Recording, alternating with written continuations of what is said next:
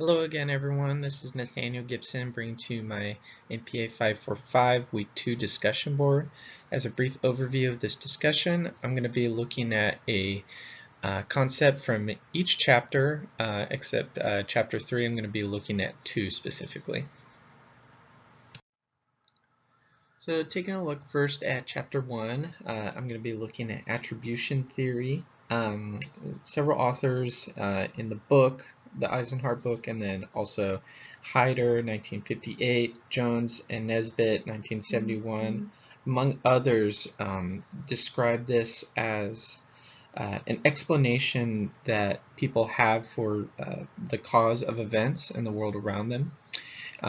It's seen as like the perspective that those people put on what happens around them to try to explain the causation for those things, and it's most normally built upon their backgrounds and what is most relevant to them. Fincham, Bradbury, and Scott in 1990 also talked about the 6 dimensions of attributes that people will make, and their blameworthiness, globality, intent, locus, selfishness, and stability. So taking a look now at Chapter 2, the concept of conflict spirals, Alberts and Driscoll's 1992 and Carroll 1987 describe this as the reciprocate behavior that happens when threatening behavior is perceived by an individual. And when they receive intensified or negative behaviors, it's only going to incite even more of a threatening response in what they call a move-counter-move sequence.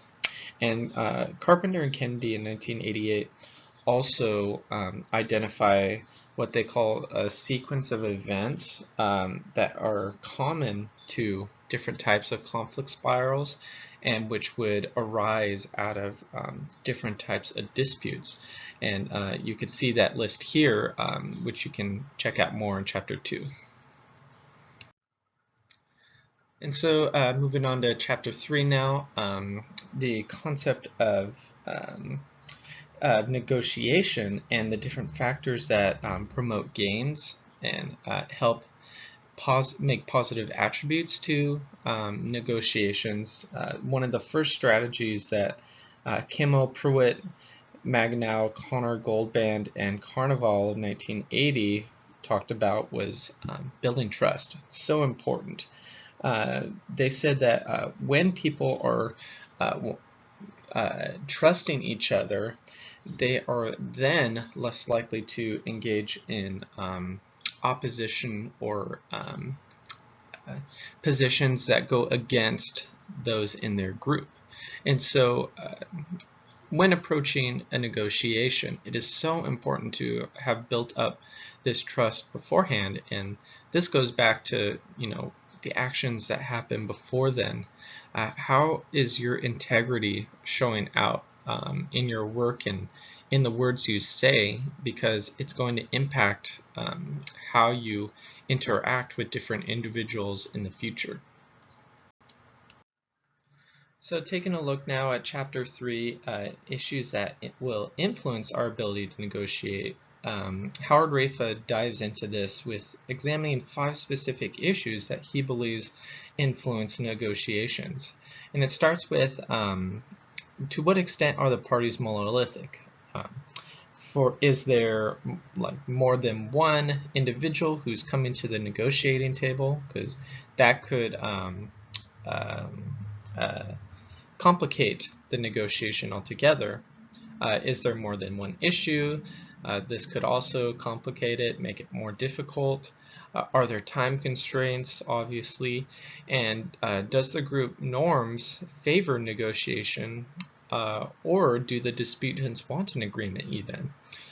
We see this, I think, portrayed in Congress with the filibuster. People don't want to negotiate in Congress. They just want to argue their own point of views. Here on this slide is the list of references that I pulled from the Eisenhart textbook. And that wraps up my brief multimedia discussion of the different concepts from chapters 1 through 3. I hope you all enjoyed and learned something from it, and I look forward to discussing these further with you this week.